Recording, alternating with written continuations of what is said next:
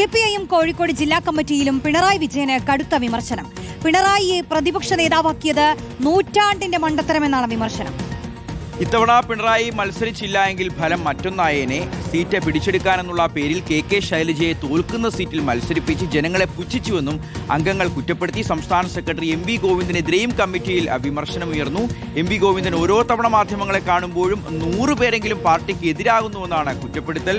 Sarath SS വിവരങ്ങൾ നൽകാനുണ്ട്. ശരത്ത്, ചെറിയ വിമർശനമല്ല, കടുത്ത വിമർശനമാണ്. അതായത് 4-ാം തീയതി തെരഞ്ഞെടുപ്പ് ഫലം വന്നതാണ്. ഇപ്പോൾ 2 ആഴ്ചയോളമാകാൻ പോകുന്നു. സെക്രട്ടറിക്കെതിരെയും പിണറായിക്കെതിരെയും ആഞ്ഞടിക്കുകയായിരുന്നു. മാധ്യമങ്ങൾക്ക് പോലും വന്ന് ജനങ്ങളോട് ഇതുവരെ സംസാരിച്ചിട്ട് പോലുമില്ല. പക്ഷേ യോഗങ്ങളിലെല്ലാം കടുത്ത വിമർശനമാണ്. കോഴിക്കോട് പക്ഷേ അതിരൂക്ഷ വിമർശനം അല്ലേ ശരത്ത്?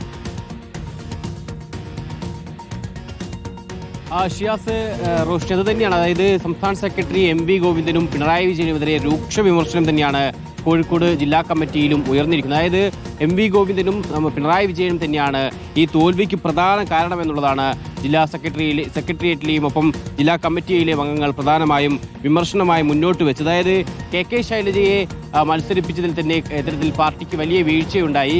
കെ ശൈലജയെ സീറ്റ് പിടിച്ചെടുക്കാനെന്ന പേരിലാണ് മത്സരിപ്പിച്ചത്. പക്ഷെ അത് ജനങ്ങളെ പുച്ഛിക്കുന്നതായിപ്പോയി എന്നുള്ളതാണ് ജില്ലാ കമ്മിറ്റിയിൽ പ്രധാനമായും ഉയർന്ന വിമർശനം. ഒപ്പം CPM സംസ്ഥാന സെക്രട്ടറി MV ഗോവിന്ദന്റെ ഭാര്യയെ തളിപ്പറമ്പിൽ മത്സരിപ്പിച്ചു. കെ ശൈലജയെ ഇത്തരത്തിൽ തോൽക്കുന്ന സീറ്റിൽ മത്സരിപ്പിച്ചു. ഇതൊക്കെ തന്നെ ജനങ്ങൾ വിലയിരുത്തി. അതൊക്കെ തന്നെ തിരിച്ചടിക്ക് പ്രധാന കാരണമായി എന്നുള്ളതാണ് ഇത്തരത്തിൽ വിമർശനമായി വന്നിട്ടുള്ളത്. ഒപ്പം പിണറായി വിജയന്റെ ശൈലിയും MV ഗോവിന്ദന്റെ ശൈലിയും അടക്കം തന്നെ വിമർശനത്തിന് വിധേയമായിട്ടുണ്ട്. അതായത് ഇത്തവണ പിണറായി വിജയനെ പ്രതിപക്ഷ നേതാവാക്കിയതിലടക്കം വലിയ വിമർശനമാണ്. നൂറ്റാണ്ടിന്റെ മണ്ടത്തരം എന്നുള്ളതാണ് അംഗങ്ങൾ വിമർശനമായി മുന്നോട്ട് വെച്ചത്. ഒപ്പം MV ഗോവിന്ദൻ ശൈലിയും വലിയ വിമർശനമാണ് ഉണ്ടായത്. മാധ്യമങ്ങളെ കാണുമ്പോൾ വളരെ പുച്ഛത്തോടെയാണ് MV ഗോവിന്ദൻ പെരുമാറിയിട്ടുള്ളത്. അതുകൊണ്ട് തന്നെ ഓരോ തവണ മാധ്യമങ്ങളെ കാണുമ്പോഴും 100 പേരെങ്കിലും പാർട്ടിക്ക് എതിരാകുന്ന സാഹചര്യമുണ്ടായി. അത്തരത്തിൽ സ്വഭാവ ശൈലിയിലും പെരുമാറ്റ ശൈലിയിലും ഒക്കെ തന്നെ അതിരൂക്ഷ വിമർശനം നേതാക്കൾക്കെതിരെ ഇന്നലെയും മെനഞ്ഞാന്നുമായി ഉണ്ടായ കമ്മിറ്റികളിൽ ഉണ്ടായി. ഇന്നിപ്പോൾ എന്തായാലും ജില്ലാ കമ്മിറ്റി തുടരുകയാണ്.